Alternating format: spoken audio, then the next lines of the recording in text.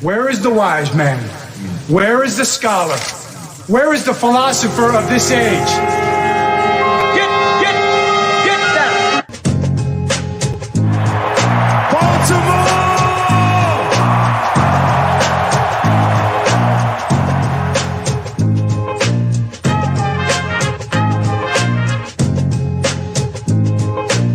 What are they getting?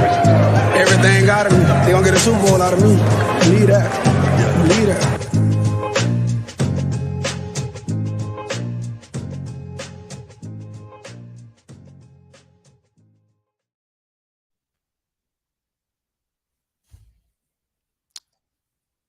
All right, welcome on back to another edition of the Baltimore Beatdown podcast. It is Thursday night, March 10th, 2022. And it is, you might be listening to this on Friday morning, March 11th, 2022, which, of course, one of my favorite holidays, 3/11 Day.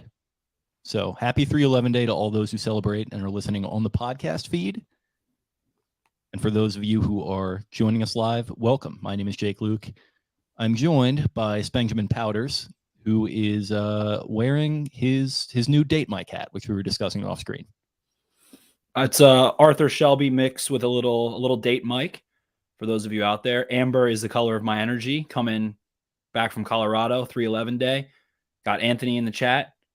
Big T, sup boys? Sup? It's been a little while. Took a little vacay. Left Jakey boy to man the ship as he does so vigorously, and I returned, and I'm pumped up. So much news, so much excitement. Ravens news, NFL news, draft season, free agency, all kicking off. I'm pumped. I'm excited. I needed a little break. I'm back. Let's do it, baby. Yeah, it's good. It feels like, we sneaky really don't talk about, and it felt more pronounced this year than ever for some reason. We sneaky don't talk about how it really is just kind of dead in between the Super Bowl and the Combine. Usually it feels like that time period kind of flies by, and it kind of did, but there was just, it was pretty quiet. There wasn't really a ton to talk about. You had obviously Tom Brady retiring, but that happened pretty quickly after the Super Bowl, and since then it kind of just felt like a little bit of a news vacuum. Everything just completely hoovered up, and it just felt like there wasn't really a ton of juice in the air, but there certainly is now, pal. It is, and major. I mean, it all started with Aaron Rodgers. He was kind of the puzzle piece that set off the dominoes, so to speak. He comes in, comes back. We don't know the official terms yet. Him and Pat McAfee were really quick to make sure that that we know that those weren't the official terms for his deal. So whatever the hell those are, but he stays in Green Bay. I can't be bothered to have Russell Wilson take up any of the news cycle on a day which was supposed to be mine. So I'm going to come out and say we're here in my fabricated Southern accent that these things have not been resolved yet, and the story will remain ongoing. A-Rod, baby. He's back. Rodgers, come on, man. I think it's over. I think we're done with Aaron Rodgers. We'll see. It's over when, somebody decides to get clean and goes to rehab, but guess what? It's never over. And this guy is addicted to attention, and I'm sick of him. He is sort of like the Rue of the NFL euphoria, one could say. He is an addict for the drama, and I think we're done. The season of euphoria is over for now. It'll return. So when does euphoria come back? 2023? 2024? I don't remember. Some very far down the road. So I'm just going to anticipate when next season of euphoria drops, next season of Aaron Rodgers retirement drama, he'll be 41 trying to pull a Tom Brady, something like that. So he's fully basking in the absence of Tom Brady. It's like fully his show now. Ben Roethlisberger, been pretty quiet the last couple of years. He's out of the way. Eli's gone. All the old heads are kind of faded out. No Peyton, nothing like that. So Aaron's just basking like a lizard on that sweet heat rock that is attention and drama and retirement talk. Yeah. God, you mentioned Ben Roethlisberger. I mean, there's the other zenith of all this BS, just completely just sucking up attention like a freaking, just like you said, a lizard in the sun. And I don't think it is over. He's going to find a way to keep doing this because he got his taste. He was a relatively quiet guy over the course of however many years. And, people were like, the relationship with the family, what's going on there? Maybe they're in the wrong.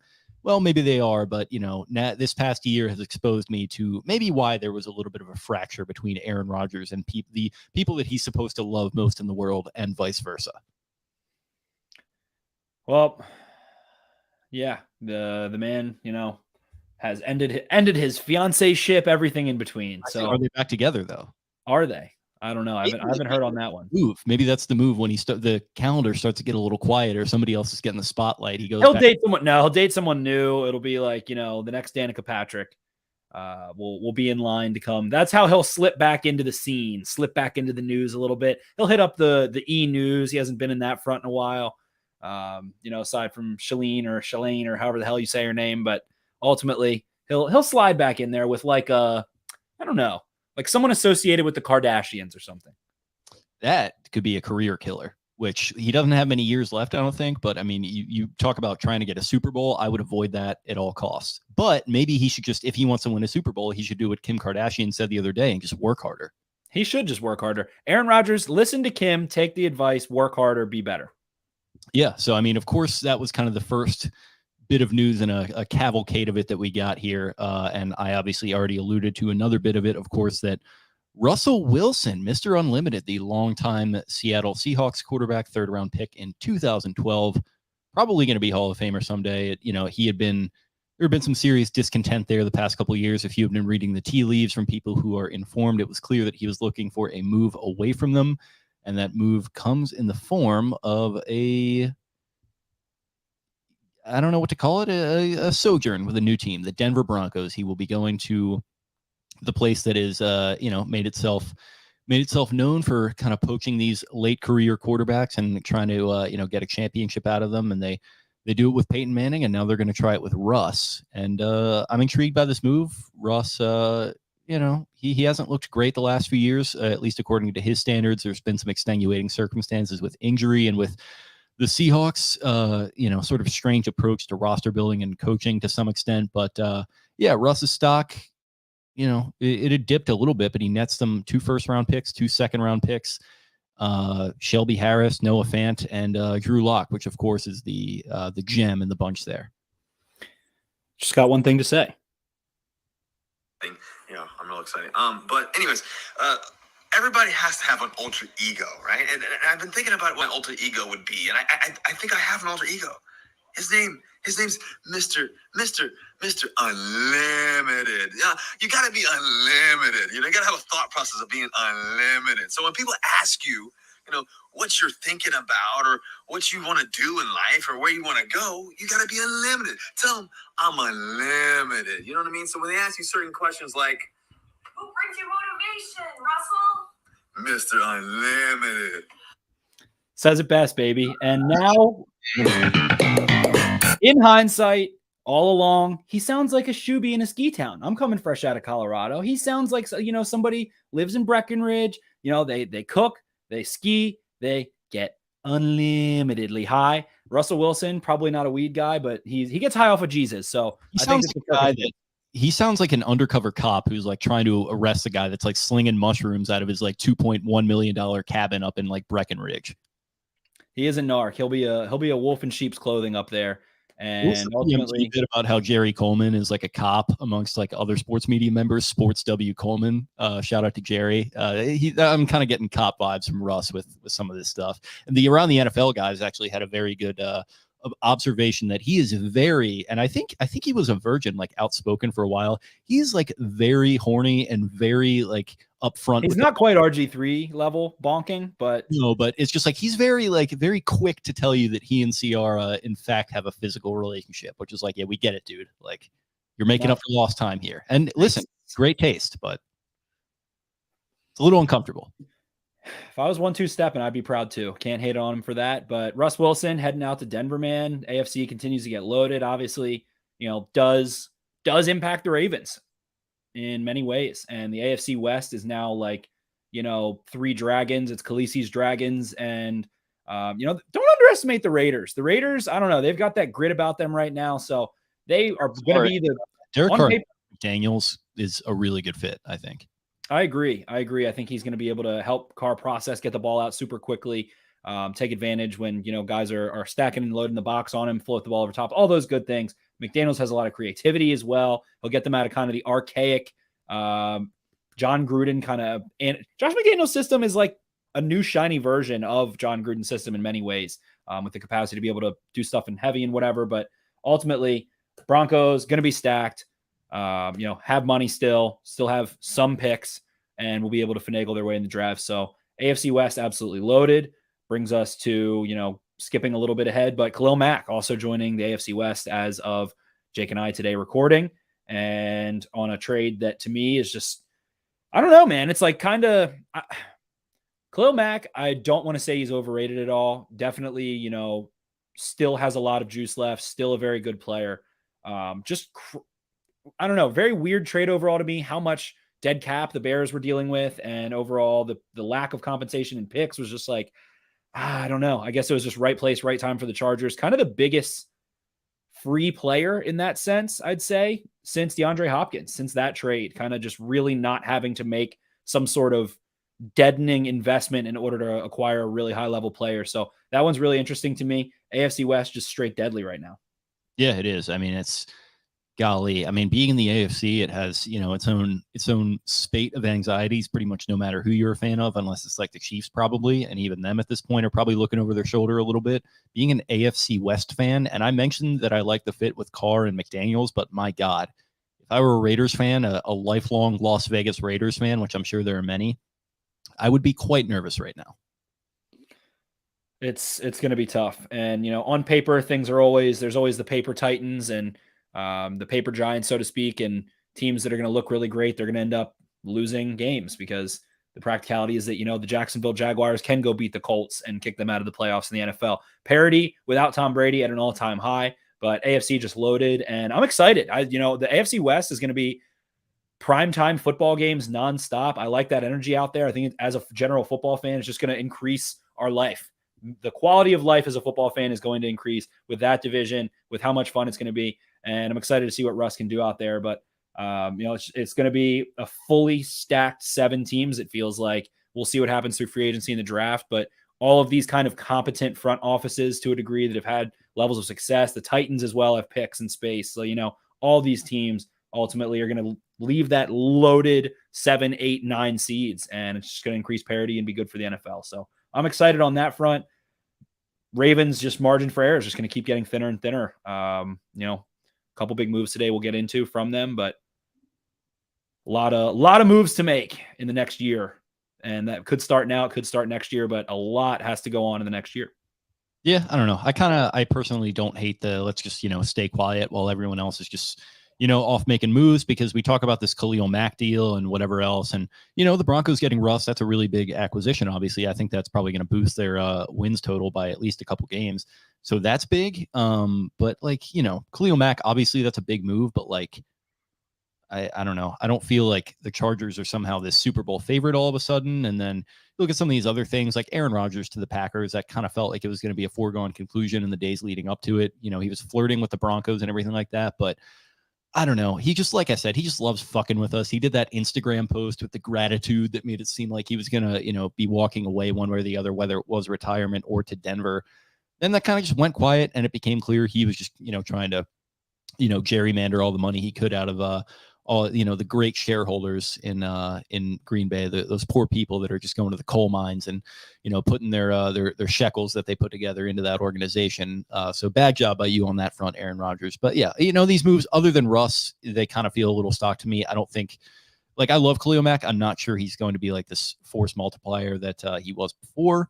And for the Bears side of things on that one, I think I made this point on Twitter. It probably is good. It feels like they're caught between generations on defense there a little bit. So getting him out of there, getting that salary off the books, and just kind of moving forward, using that money better spent towards helping Justin Fields out. Fine with it for them. And good overall move for the Chargers, but I am not losing my shit. Definitely. I think it's a great fit for Staley's defense. Getting a big boy in there as well, whether it's the gentleman from the Jets, it's a free agent that I think, golly, I can't remember his name. Mike Garafolo went over today. Good Morning Football had a nice little segment on some under the radar free agents. We'll get into all that stuff, but bringing in a big boy who can eat a double team inside and really rock that 2 high. I mean, having Joey Bosa and Khalil Mack, 2 really good run defenders. Khalil Mack still, might not be as dangerous of a pass rusher as he was, but my God, the man is an A+ run defender. It literally doesn't get better than Khalil Mack setting an edge. Allows you to roll with those 2 highs a little bit more and feel more comfortable in that sense. So definitely going to be a boost for them. Force multiplier, like you said, Jake. We'll see, but just a couple more stars headed to the AFC West. That's going to be the looking like early on. It's going to be the spotlight division, the kind of shining star division, the Hollywood scene of the NFL next year. So I'm excited for it in ways. I think it's going to be some good matchups, good games, all that stuff.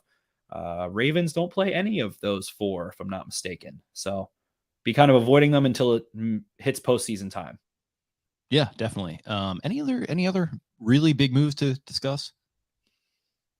Yes, there is one ginger man by the name of Carson Wentz, the gingerbread man himself, with his broken knees. It's just sad. It really makes me feel bad for him, and this is like me feeling bad for a multi-millionaire just continuing to get more money. But it's 2 times getting traded in 2 years for him, where it's like has to play 70% of snaps to get the qualifier. That he sees that, and he's just like, God, nobody has any faith in me to stay healthy at all whatsoever. So I feel bad for Carson. I feel bad for Carson. Frank Reich, the person who loves him the most in the entire football world, who shares faith, shares all of these things, couldn't even get him in the right place. So I feel bad for Carson Wentz. I don't know why, but I do. You feel bad for him, but you see these reports coming out from Zach Kiefer with The Athletic, who covers the Colts, and just like kind of the bad teammate stuff getting thrown around. And that's probably easy for the Colts to say now that they're getting him out of town, but it sounds like things were a little fractured there. You had, I think, Reich himself saying a couple weeks ago, like, I stuck my neck out for him and this did not work out. So yeah, it seems like there's going to be no love lost on either side there. I don't know. I hate to dump on Washington fans because they're the worst franchise in the NFL right now. I don't care about like how many wins they had on the field. I don't care how good their roster is. When they have this joke of an ownership group leading them, it's just never going to get better. And I can't help but feel bad for them in that. And I don't feel good about really dumping on them too much because it's just like kicking a horse when it's down and been down for, 30 years at this point. And this just feels like a marriage between 2 horses that, are down and currently being kicked into oblivion. So it feels ill-fated. It feels like if I were whoever's running things over there, Mayhew or whatever, like I probably would have just stuck with Taylor Heineke or maybe turned to the draft or something like that. Maybe they will still turn to the draft, but just feels like a half measure at best, and at worst, something that could go extremely poorly. So I feel like he's a fine bridge quarterback. Like, give me Carson Wentz over like Teddy Bridgewater or probably even Jacoby Brissett, some of those guys. I think he's an average, maybe above average at best starter. So it's fine. It's just Washington really seems to have this plan where they don't want the rookie quarterback growing pains. And it feels like they feel really low confidence in the ability to kind of raise and groom a quarterback into, reaching their potential. To me, I don't know, Ron Rivera being so adamant they want a veteran quarterback. I think he's very worried about the psyche, the team, all of the organization, everything. So maybe that's reading a little bit too far into the tea leaves, but man, Carson Wentz is going to love to rock camo as a commander. That's all I freaking know. He is going to rock the hell out of that camo sleeve. The military vibes are going to be very strong for Carson Wentz. He's going to love that shit.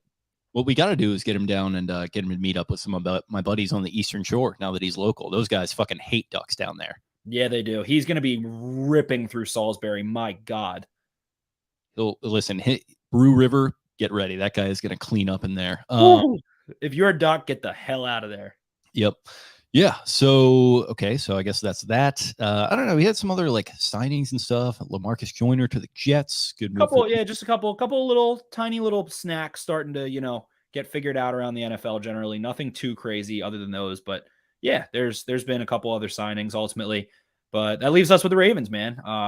Getting in here, we float around the NFL longer than we usually do, but Tavon Young, hate to see the player go. You understand the money aspect of it, a very highly paid slot. That's not, I don't know. He maybe can recover from injury, continue to get better and into better shape, but not a preeminent nickel in the NFL right now and getting paid like one. The Ravens part ways with Tavon Young, as well as Alejandro Villanueva retiring, which we have not hit on. This should not be news to anyone by this point necessarily, but I don't know. Sad about Tavon. At first, I was very adamant into they should cut him. Screw it. Drop all the money you can right now, and let's have a reshuffle in here. especially, McDonald coming in, new face defensively, everything makes sense in that. But then you lay back, you're like, all right, cool. I appreciate that money and them having that flexibility. And then you just think, man, Tavon Young, to me, I said it on Twitter, just reminds me so much of Ladarius Webb, just continuing to fight, so talented when they're so young, fighting, making a name for themselves in the NFL. A Steelers fan will be like, who? Ladarius Webb's underrated. Oh, Tavon Young's underrated. Teams in the division know those guys well, and then the injuries just pile on and pile on and pile on. They fight through them. They continue to work their way back to the Ravens, get on the field. Tavon Young, the only corner to really stay healthy this year in the grand irony of everything. And you just can't underestimate or underappreciate the grit that he had and what he kind of meant from a fan perspective. So, all love to Tavon Young. I would like for the Ravens, bring him back if the market doesn't work their way for him. LJ Fort kind of deal where it's like, all right, go see if there's a better situation. If you just want to stay home where you've been all these years and, come back, Jimmy Smith, Ladarius Webb, all those, be the, guy in a rotation a little bit more so, then all power to it. But at the same time, the Ravens could certainly just be like, we need to reset this room hard and bring in a free agent, draft 2 rookies, who knows? So cornerback room definitely shaken up. Yeah. It's interesting what kind of market he's going to have. I know Brian Phillips, who's one of the Pat's Pulpit guys, who's one of my golf mutuals, who I respect his opinion. He said Tavon Young screams Belichick guy, and it sounds like they're going to lose JC Jackson. So I can see him going there on the cheap and just having a great season if he's able to stay healthy and maybe parlay that into another contract to maybe retire on. So, hopefully for his sake, something like that happens, or he comes back to the Ravens on a cheaper number. But yeah, definitely. He's one of those guys where it feels like you shouldn't even really need to genuflect or try to contextualize things with his career too much, because we're not talking about a ton of on the field contribution, but you kind of do, because a 4th round pick, undersized guy at a Temple, great attitude, local guy ostensibly, and comes here and, to your point, just plays well right out of the gate and just, plagued by injuries. But he seemed to have a lot of things you can't teach. Great attitude, just a nose for the ball. He was picking balls off within the first 3 games of his career, recovering fumbles, just a magnet for the ball. And yeah, just a tenacious player. I remember I think it was his rookie year, he was going up against one of the Dolphins receivers, and Chad Johnson was talking about him on Twitter. I was like, oh shit, that's cool that he was able to garner that guy's respect at such a young age. So unfortunate ending if it is that. And hopefully it's not the end of his story in the NFL. But yeah, Villanueva too. I mean, golly, man, that was batting practice for Ravens Twitter. They really kind of were happy to see him go. And I mean, it makes sense as a player. It didn't work out in any respect. But man, I got to tip the hat to the guy for not only his career, it's easy to forget he joined the Eagles as a defensive end in 2014 after his experience with the Rangers, converts to a tight end and then eventually a tackle with the Eagles. Then he makes his way to the Steelers, grinds his way into a starting tackle spot, good tackle for a lot of years. And then, ultimately the tread came off the tires pretty quickly. He was an older guy when he came to the league. And I don't know, man, people were having fun with it today, but I tip my cap to the guy I tip my flat cap to the guy for completely just grinding a season out and being put in a spot that he shouldn't have been put in. And you know what? He didn't do it very well. And he was, paid pretty handsomely to do it. But, guy never gave up. So respect to him for that, I guess. Had some nice moments. Had a good game against the Chiefs. Couple nice moments. But overall, just, like you hit the nail on the head. Had a nice career, a couple good years there, Pro Bowl caliber player. The transition he was able to make from kind of an athlete into a tackle at his size, very impressive. His trap and snatch was lethal for years, but just kind of wore down there. Got a late entry into the NFL. Definitely at this point, you can really see the athlete trying to play tackle a little bit more so. So a nice time for him to step away, and Ravens continue to, add a little bit more space, add a little bit more uncertainty. Villanueva felt automatic for sure, was not going to be on the team moving forward.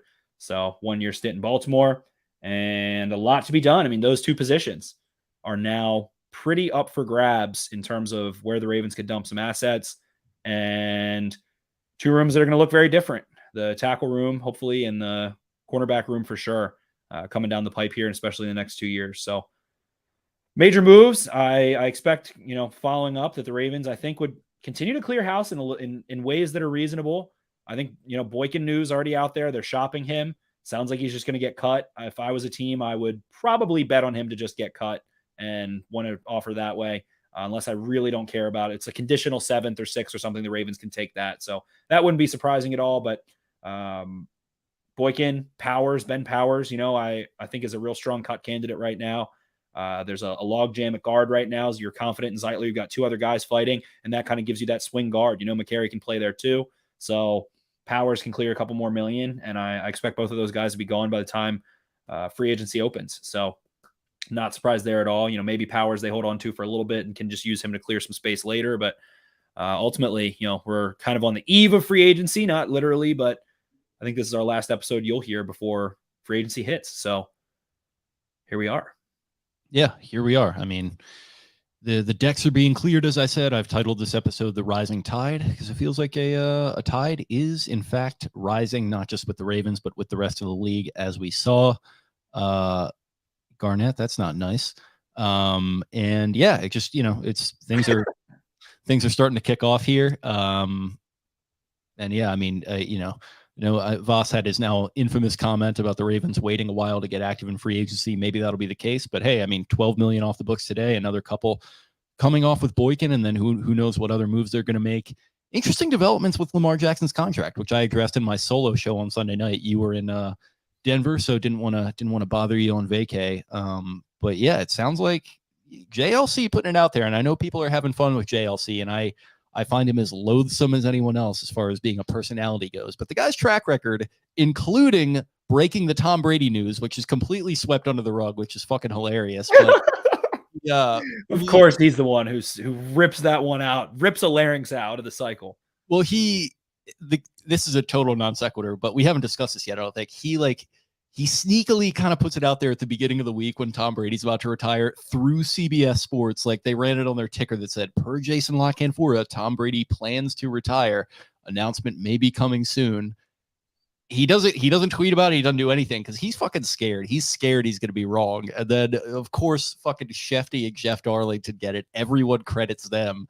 And then like Tom Brady does the whole thing where he kind of is mad at Shefty for breaking it. He doesn't even consider Jason Lockett for it did it, which it's funny. But yeah, JLC. I mean, back to the point.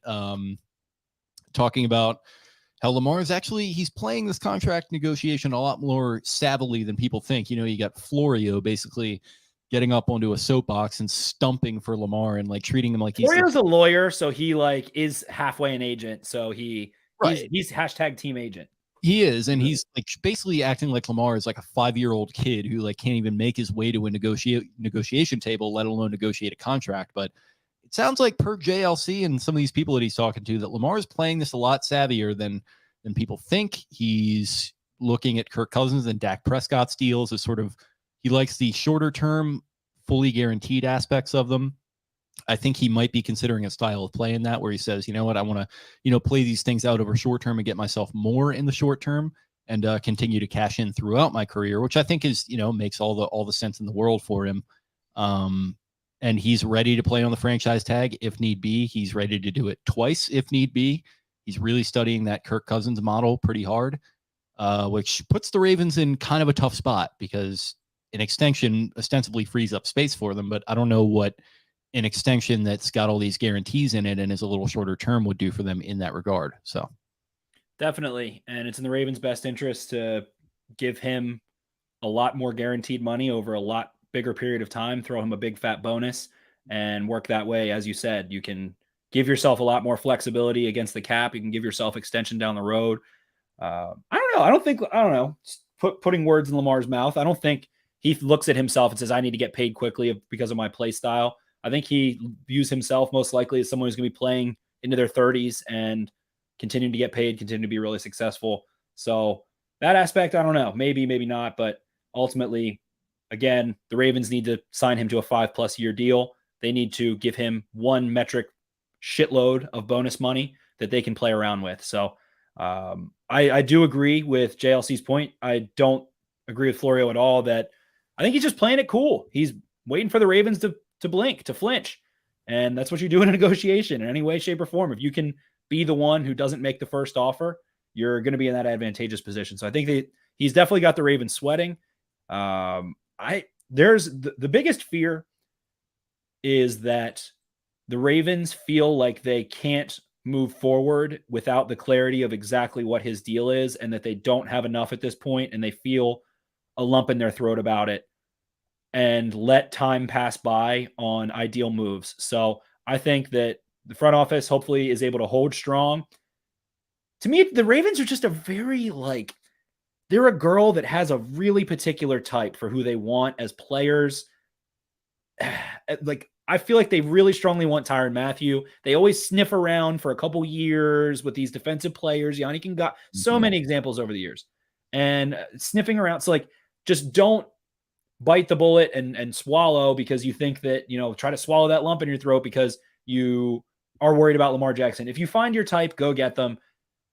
I just want the Ravens to see the long-term plans made immediately that will be to the benefit of Lamar, will be the benefit of the team, and give yourself cap space. And they really can't afford one-year deals, without making some really serious moves right now. I just don't think any kind of one-year Sammy Watkins $6 million deal is getting you any bang for your buck at all. And I don't think this is the year to do it. So hopefully if, there's this kind of favorite pool of free agents that has kind of started to rise, it feels like, on the defensive side of the football, it's Marcus Williams, it's Tyrann Mathieu, Bobby Wagner, obviously this week, and a couple other names that are kind of really rising. You can see the Ravens sniffing around, and those circumstances offensively, it's still a little bit cloudy. Ryan Jensen, we've had some traction on, it feels like, and would make a lot of sense for them. Bozeman getting some rumblings as well. We'll see how much of that is just noise, but ultimately, go get some guys, go get some long-term playing guys right now. I don't know. Don't be scared because of the Lamar situation. Yeah, I agree. It's something that you kind of just can't really worry about too much. And you basically just have to operate in whatever situation you're operating in. And if you want somebody, we've been saying this, figure out a way to go get them. I mean, other teams are doing it. The fucking Saints are hitting the reset button again and going and getting, at least showing interest in these guys. It's these guys are freaking, they have a credit card debt list longer than the USA, a comparison that has been made by a person within the Saints organization a couple years ago, and they're just still doing it, and it's whatever. And cap isn't real is maybe a little bit of an oversimplification of it, but you can do it. And I don't know, they're just kind of in a rock and a hard place where, to your point, if you just keep waiting and waiting for the perfect situation, the perfect money, X, Y, and Z, it's oh, well, next year after this year is going to be the year, or the year after that's going to be the year. It's I don't know, at a certain point, you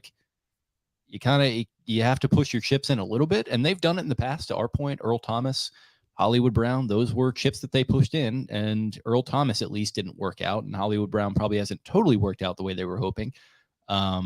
But even with that year, I mean, they probably should have at least made it to a conference championship, and things broke a little bit against them. So I don't know, just keep putting yourself in position. And this contract thing, if you're DeCosta and you're going to sit there and say, oh, well, we're just going to wait for him, we're going at his pace, wait for him to come at the table. Well, you can wait for that, but you can't wait for your team to get built. So go and build the damn team and don't worry about that. For sure. In hindsight, feels like the Bills really, really, really won this situation in many ways, where they were the first ones to be able to get it. The bar gets set, and I think that gives the Ravens a little bit of restlessness now because of that situation with Josh Allen. So I would say the Bills definitely won out there. For now, we'll see what ends up happening, but I don't know, man. Weird time. Feels like a lot of ledges and cliffs being looked off of into the horizon with so many possibilities and so many questions still to be answered heading into free agency. So Ravens like to keep all their info close to the chest, and we'll see how this one plays out. But I don't know. Lamar Jackson situation is just one big question mark, continues to be ultimately. So yeah, I mean, I wish we could. We probably are approaching moratorium territory with it, but it just affects so many other nuances of what's going on with this team. So we kind of can't really avoid it. And to be fair, there was a recent update on it with our boy JLC. So I guess that's enough on that. But yeah, I mean, they got targets, it seems like this Tyrann Mathieu thing, if it doesn't happen, I might be disappointed at this point. You got Ramey on the freaking front lines in there with a helmet strapped on, just absolutely just making things happen, hopefully. And Lyle Collins coming available, some interesting things in his past, which might preclude them from sniffing around. But you're talking about a reasonable contract, $10 million a year to the team that he'd be traded to for a guy that can play tackle at a high level and also play guard. I would be interested in that if I were to Costa, depending on what Bisciotti thinks. And yeah, just, seems like a lot of guys are becoming available. Trent Brown is going to be available. There's going to be moves to be made, so they're going to have to figure out who they want to make it on. Because as of right now, they probably have one big move in the chamber, and maybe they can do more to clear more space. But yeah, it's just they're probably finalizing the list right now, and we don't know who it's going to be, but it's going to be fun to watch. Will be. And again, I think the big splashes throughout. We've mentioned Tyrann Mathieu. I think PFF has him getting like 3 years, $48 million, somewhere in that department. Marcus Williams, one that we've talked about a ton. PFF has him 4 years, $64.5 million. I think is a really interesting target. Marcus Williams, younger man, just younger, played a lot, stayed healthy quite a bit there. So Ryan Jensen offensively, and that's what's interesting to me. Maybe the hypothetical Ryan Jensen versus La'el Collins kind of scenario where you look at McCary, someone who has played center, you do have under contract. Draft wise, I think we'll end up getting into them in the Baltimore Beatdown big board, but there's a couple options, I think, in the draft, and versus maybe floating. We'll see what the pick is. Let's call it a 3rd round pick. Let's call it, maybe one of those comp picks, maybe a 2023 4th as well, something like that. And getting that $10 million a year, sure thing at right tackle, minus the possibility of a suspension, which you don't love, but hopefully he's past that. I don't know, man. I think the tackle situation, being able to get La'el Collins would be a big win, in my opinion. I think he's vastly underrated. Whatever happened with the Cowboys, they can be very dramatic, very Jerry Jones centric. So maybe a fresh place is good for him out of the spotlight of Dallas.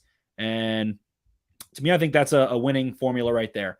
So I'd love to see them pursue La'el Collins. But other than that, Bobby Wagner, full blown conversation we could get into, but I just don't know what he wants. If he wants to get paid like a top defender and like a Tyrann Mathieu, that's a tough pill to swallow. But at the same time, I think we have Ramey tweeting out a minute ago, Bobby Wagner won't count against the comp formula. He's definitely a Raven. They do take that into consideration. They do love that. They do want to make those moves in that sense. And they think that's adding a little bit of extra value ultimately, which I don't know. Comp formula at this point, I'm kind of sick of hearing about. I do think it's something that everyone has kind of mastered enough where you don't have some sort of advantage anymore. That's a Vazism I definitely do subscribe to.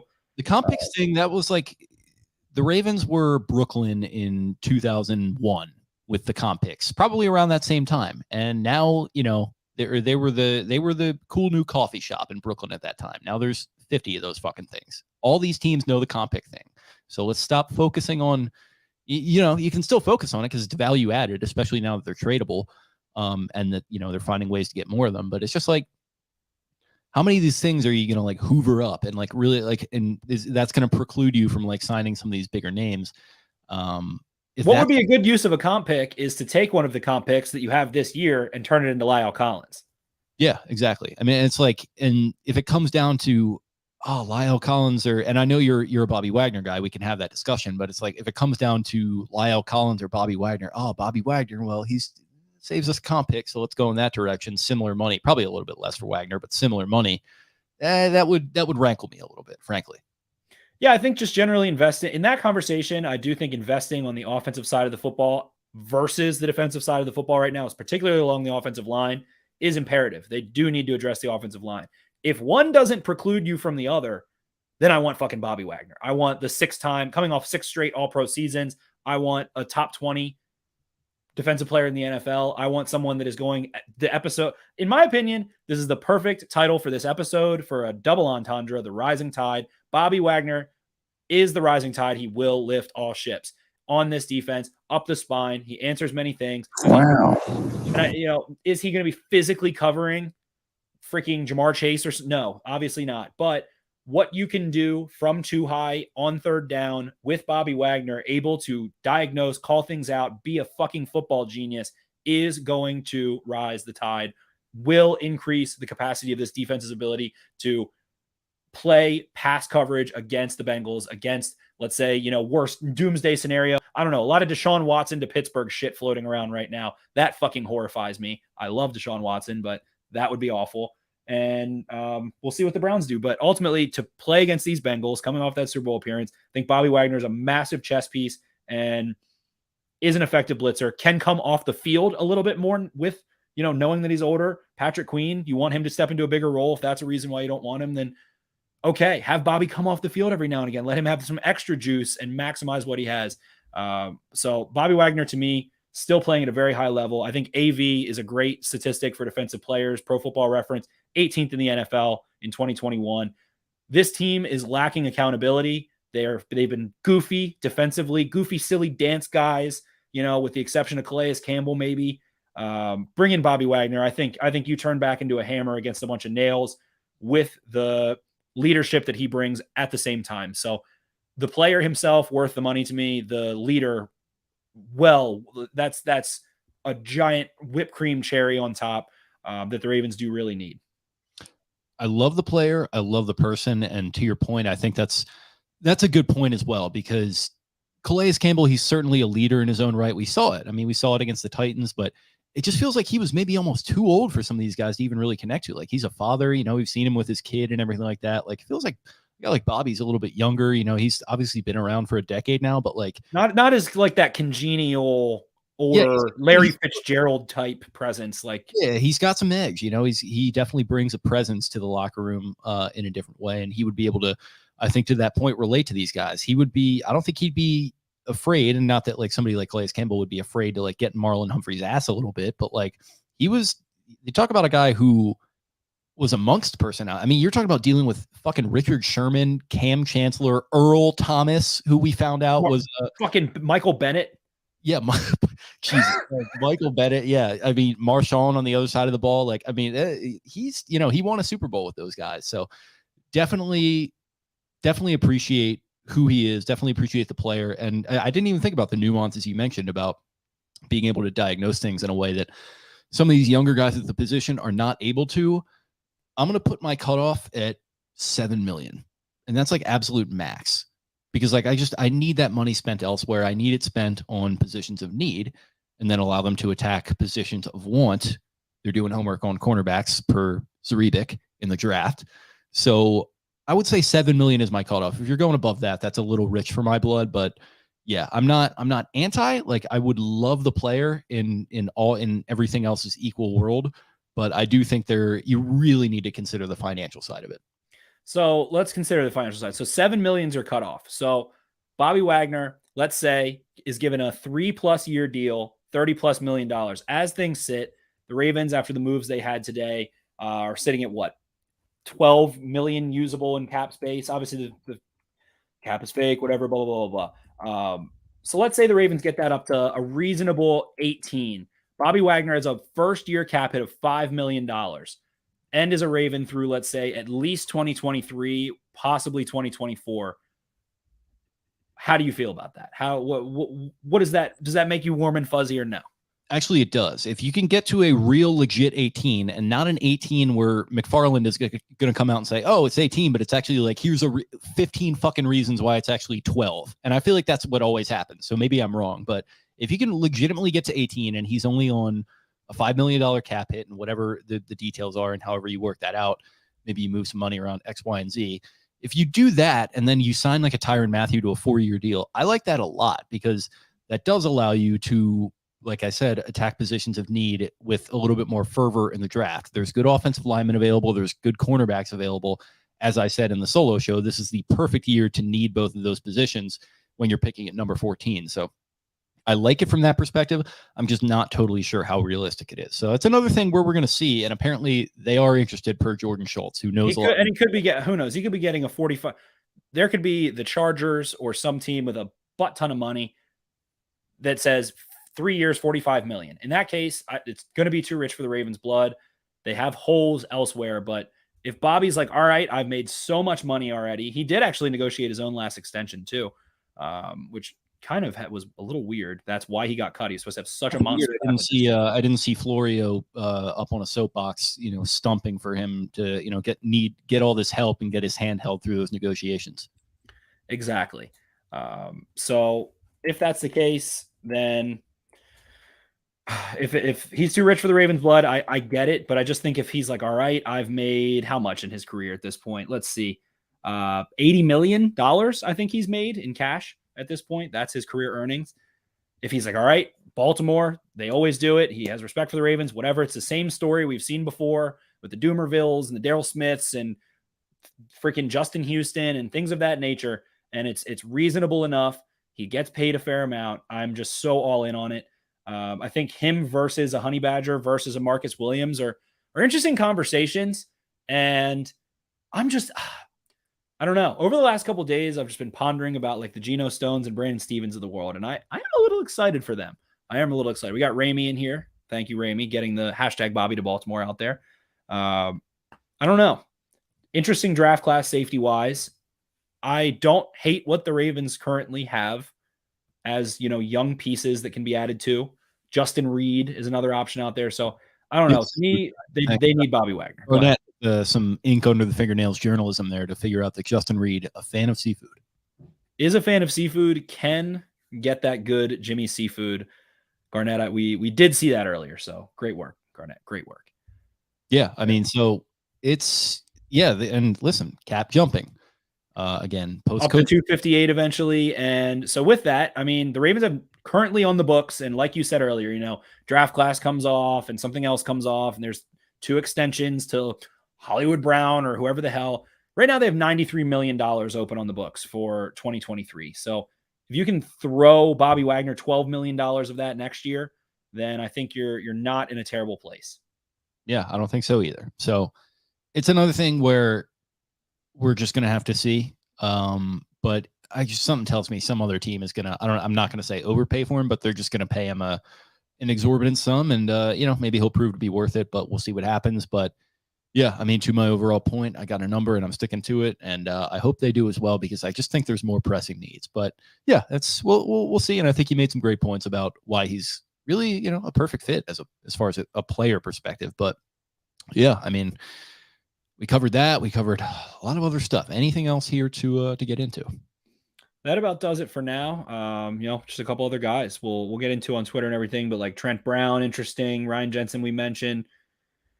A lot of possibilities. Feel like they're, Akeem Hicks is another weird one that I feel like would fit well, maybe for a little bit cheaper. So just a pretty thick free agent class. I'm also going to go on the record to say that Anthony Averett has a bigger market than anyone anticipates. If you go watch his like technical highlights, how many like DB coaches have put up like teach tape of Anthony Averett reps just from 2021? I don't know. For some reason, I envision him being an Eagle, and I think he's going to get paid a somewhat shocking amount, and I think he deserves it. I like Anthony Averett. He didn't have 100 good moments, some blown coverages, things of that nature, but in man coverage, he can do some nice things. So that's my sneaky one that's going to go somewhere off the Ravens roster, get paid a little bit. That's my bold predicky for any of the Ravens that aren't coming back. But Deshaun Elliott's still out there. I don't know. I think you kind of have to pass on him unless it's a vet minimum. I'm just curious, man. Brandon Stevens, Geno Stone, Chuck Clark, maybe a rookie in there. A Lewis Seen, or let's say a Nick Cross out of Maryland. Some interesting options at safety. I'm just kind of curious about if that's the area where you choose to go cheap or try to get value, what your possibilities are. I'm very excited about Brandon Stevens, and I don't know. Geno Stone, I think, is lurking back there too. Throw a rookie in there. I don't think you have a terrible room. So we shall see. I think that's a sneaky outcome. Yeah, tendered a bunch of guys, including Stone and Tyson Williams, which I thought was kind of a weird tender. I thought they were just going to kind of wash their hands of that and let him try to pursue other opportunities, but he'll be returning. Some moves on that front, but it seems like Averett, I could see getting a bag, to your point, just for the physical profile to begin with, and the fact that he was seen as a draft steal in the 4th round. I'm sure some team was in love with him. That could be another Belichick guy. I mean, you talk about the Saban connection. I could see that. A lot covered there. What else you got, if anything? Got to make some moves. Long-term moves only. Hashtag Bobby to Baltimore. I want it. I want to see it. Open up some money, cut everything that you can, anything that can be cut reasonably, cut it. Open up as much room as possible here, and let's bring in a tackle. Let's bring in a defensive playmaker. I'm fine with Honey Badger. I'm fine with Bobby Wagner. I'm fine with Marcus Williams. Those are my three I'm really looking at. I think there's some discount double checks to be had in the cornerback department in some ways. And yes, crazy safety class, both in the free agency and in draft class. Justin Reed out of Houston had a down year this past year. All that good stuff. Let's pair a Justin Reed with a Bobby Wagner, or let's pair a Tyrann Mathieu with an Akeem Hicks, and go find, go answer some questions so we can get ready for the Baltimore Beatdown Big Board, get ready for the draft, and know where they stand. We've got Tony in here over and over again saying, edge and cornerback, two great rooms to draft at 14 right now. A lot of prospects at 14. So with that, I yield, and I'm pumped for free agency. Hate to speculate, but excited to see how things go down. Speaking of edge, you guys are going to want to tune in on Monday, because right after we record this, we are going to get going on our Beatdowns Big Boards, with the first episode being the eggs position. It's a position of need. It's a flashy one. It's one that we thought we would start with, and that would be a good one to start with. And so I'm very excited. It's going to be fun, bud. We were planning to do it in person, but we had some scheduling conflicts, so probably going to be starting with the in-person next week, hopefully.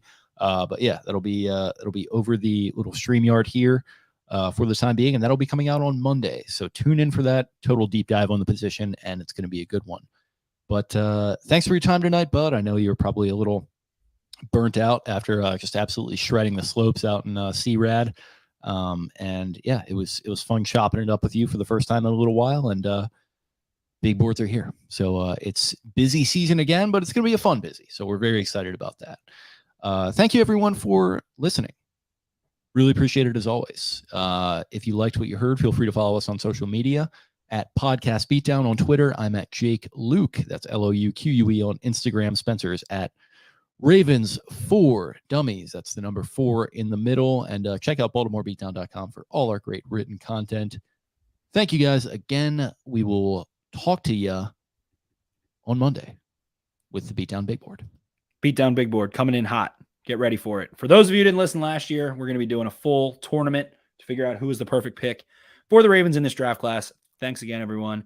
We'll talk to you soon. See ya. Arrivederci. Where is the wise man? Where is the scholar? Where is the philosopher of this age? Get down! Baltimore!